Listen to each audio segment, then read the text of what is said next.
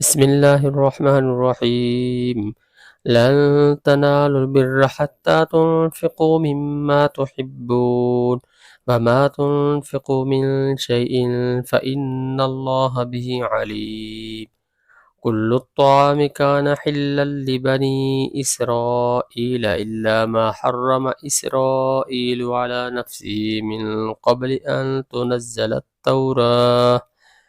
قل فأتوا بالتوراة فاتلوها إن كنتم صادقين فمن افترى على الله الكذب من بعد ذلك فأولئك هم الظالمون قل صدق الله فاتبعوا ملة إبراهيم حنيفا فما كان من المشركين إن أول بيت وضع للناس للذي ببكة مباركا وهدى للعالمين فيه آيات بينات مقام إبراهيم ومن دخله كان آمنا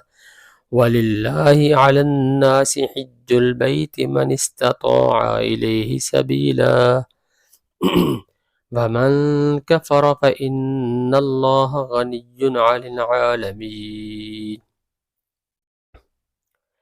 قل يا أهل الكتاب لم تكفرون بآيات الله والله شهيد على ما تعملون قل يا أهل الكتاب لم تصدون عن سبيل الله من آمن تبغونها عبدا وأنتم شهداء وما الله بغافل عما تعملون يا أيها الذين آمنوا إن تطيعوا فريقا من الذين أوتوا الكتاب يردوكم بعد إيمانكم كافرين وكيف تكفرون وأنتم تتلى عليكم آيات الله وفيكم رسوله ومن يعتصم بالله فقد هدي إلى صراط مستقيم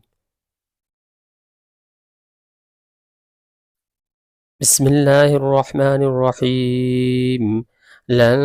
تنالوا البر حتى تنفقوا مما تحبون وما تنفقوا من شيء فإن الله به عليم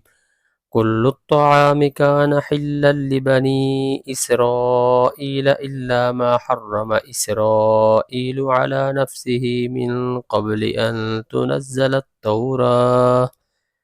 قل فأتوا بالتوراة فاتلوها إن كنتم صادقين فمن افترى على الله الكذب من بعد ذلك فأولئك هم الظالمون قل صدق الله فاتبعوا ملة إبراهيم حنيفا وما كان من المشركين إن أول بيت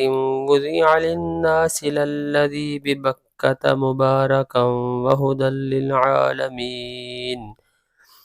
فيه آيات بينات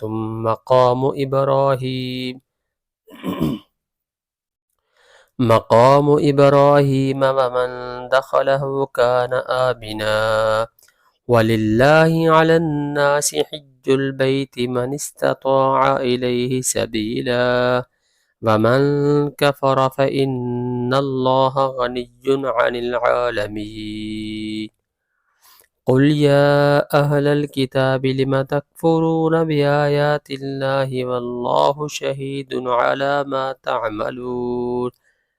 قل يا أهل الكتاب لم تصدون عن سبيل الله من آمن تبغونها عبدا وأنتم شهداء وما الله بغافل عما تعملون يا أيها الذين آمنوا إن تطيعوا فريقا من الذين أوتوا الكتاب يردوكم بعد إيمانكم كافرين وكيف تكفرون وأنتم تتلى عليكم آيات الله وفيكم رسوله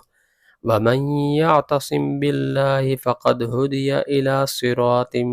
مستقيم